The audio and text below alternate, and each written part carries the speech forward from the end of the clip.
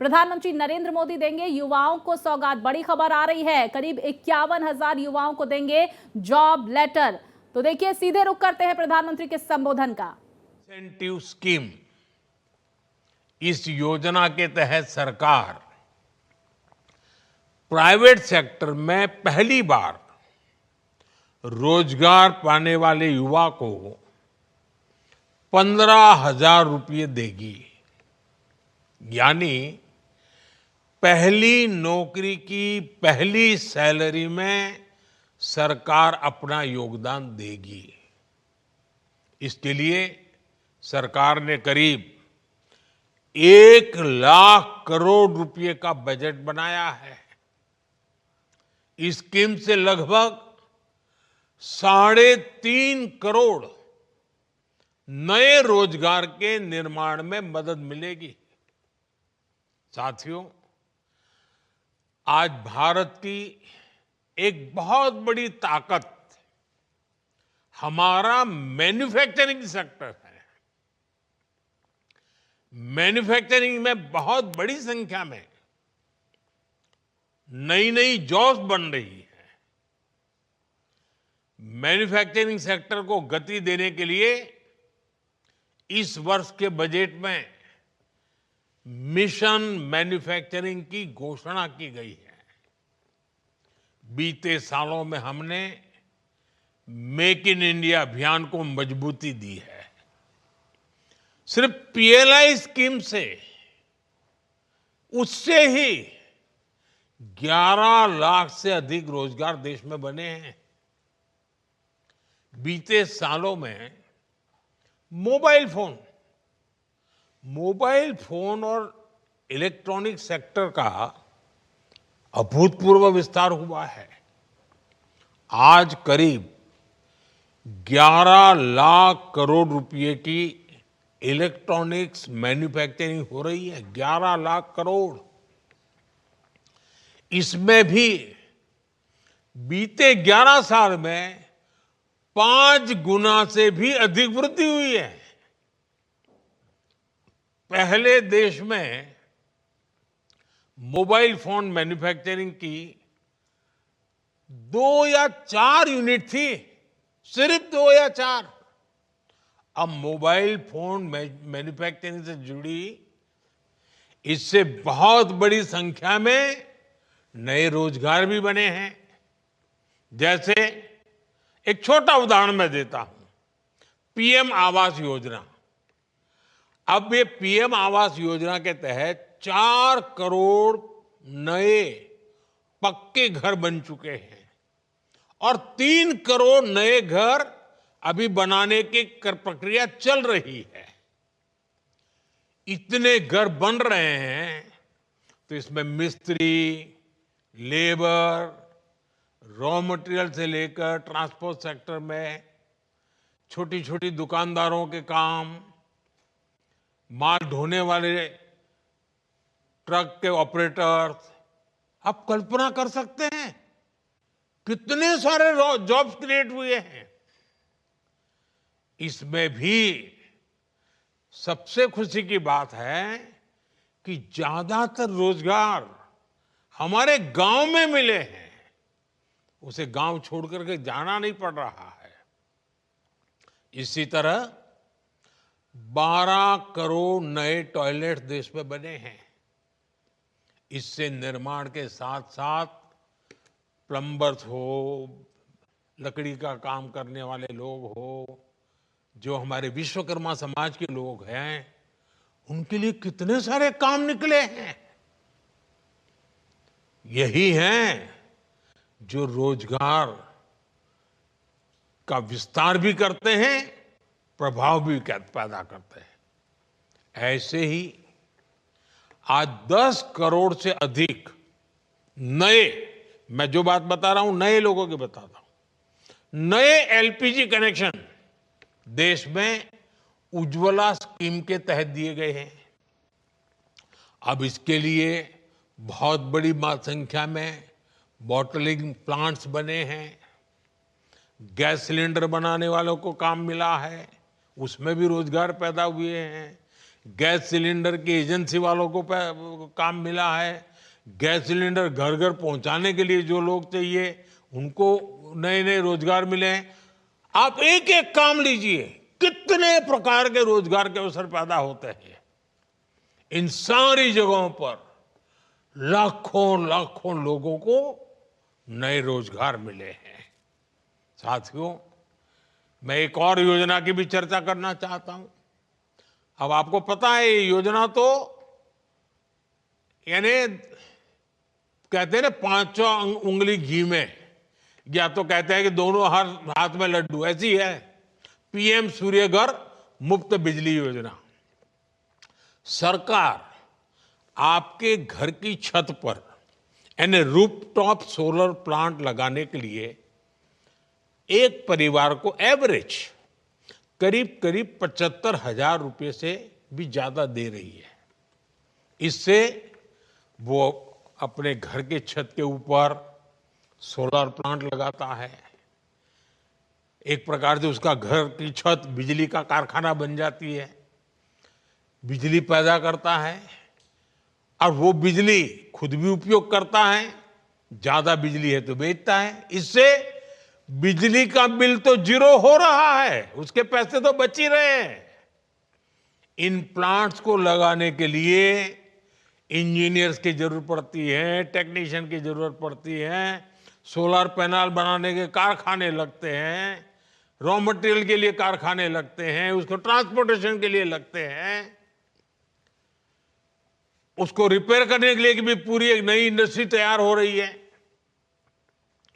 आप कल्पना कर सकते हैं, एक एक स्कीम लोगों का तो भला कर रही है, लेकिन लाखों लाखों नए रोजगार इसके कारण पैदा हो रहे हैं। साथियों, नमो ड्रोन दीदी अभियान ने भी बहनों बेटियों की कमाई बढ़ाई है और ग्रामीण क्षेत्र में रोजगार के नए मौके भी बनाए हैं। इस स्कीम के तहत लाखों ग्रामीण बहनों को ड्रोन पायलट की ट्रेनिंग दी जा रही है। उपलब्ध जो रिपोर्ट्स हैं ये बताती हैं कि हमारी ये ड्रोन दीदी, हमारी गांव की माताएं बहनें खेती के एक सीजन में ही ड्रोन से खेती में जो मदद करती हैं, उसका जो कॉन्ट्रैक्ट पर काम लेती हैं, एक एक सीजन में लाखों रुपए कमाने लग गई है। इतना ही नहीं, इससे देश में ड्रोन मैन्युफैक्चरिंग से जुड़े नए सेक्टर को बहुत बल मिल रहा है। खेती हो या डिफेंस, आज ड्रोन मैन्युफैक्चरिंग देश के युवाओं के लिए नए अवसर बना रहा है।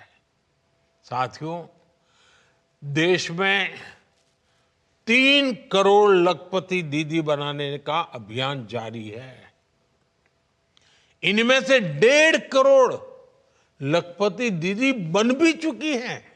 और आप तो जानते हैं लखपति दीदी के मेरे का मतलब है एक साल में कम से कम 1 लाख रुपए से अधिक उसकी आय होनी चाहिए, और एक बार नहीं, हर वर्ष होती रहनी चाहिए। वो है मेरी लखपति दीदी, 1.5 करोड़ लखपति दीदी। अब आप देखिए, गांव में जाएंगे तो आपको कुछ बातें सुनने को मिलेगी। बैंक सखी, बीमा सखी, कृषि सखी, पशु सखी, ऐसी अनेक स्कीम्स में भी हमारे गांव की माताओं बहनों को भी रोजगार मिला है।